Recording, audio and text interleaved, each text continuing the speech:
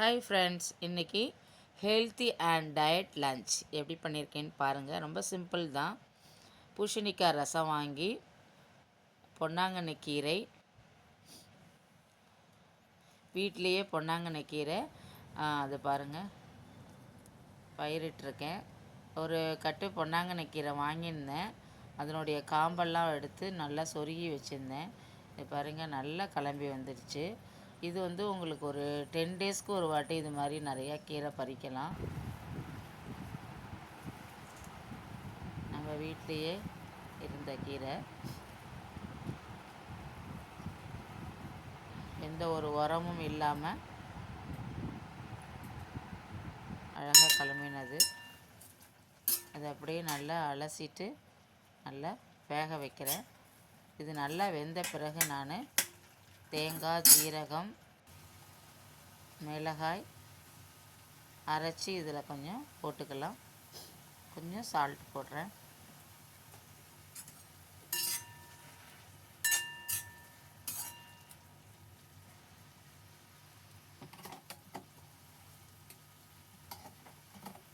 நான் 2 பேருக்கு தாங்கிறதுனால கொஞ்சமாக தான் பறித்தேன் கீரையை.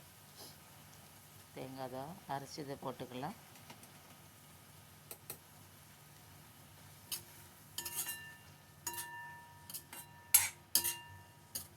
கொஞ்சம் சாம்பாருக்கு வேக வச்ச பருப்பு இருந்து கொஞ்சம் எடுத்து போட்டுக்கலாம். அதில்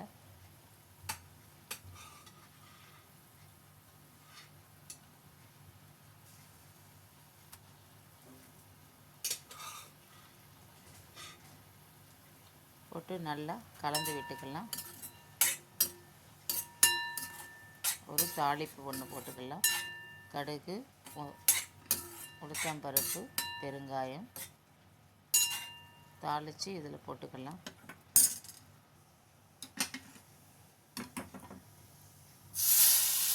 கீரை ரெடி ஆகிடுச்சு.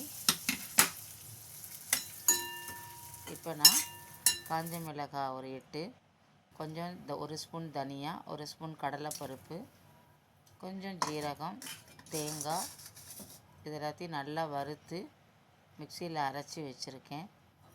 புளி கொஞ்சம் கரைச்சி கொதித்த உடனே கொஞ்சம் உப்பு போட்டுட்டு பூசணிக்காயை போட்டிருக்கேன். இது நல்லா வேகட்டும்.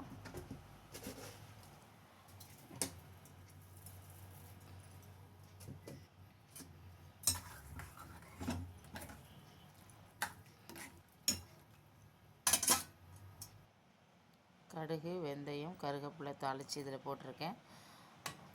அரைச்சதையும் இந்த பருப்பையும் தூக்கி ஒன்றா கொட்டி தாளித்து எல்லாத்தையும் ஒன்றா மிக்ஸ் பண்ணி கலந்து வச்சுருக்கேன். இந்த பூசணிக்காய் கொஞ்சம் நல்லா வெந்த பிறகு இதை எடுத்து அதில் ஊற்றிக்கலாம். அவ்வளோதான், சூப்பரான பூசணிக்காய் ரசம் வாங்கி ரெடி. நான் கேரளா ரைஸ் தான் இன்றைக்கி வச்சுருக்கேன். சாதம், ப்ரௌன் கலர் ரைஸு, கீரை, சப்பாத்தி, பூசணிக்காய் ரசம் வாங்கி, மாங்காய் பச்சடி, மாங்காய் லன்ச் ரெடி. Thank you friends.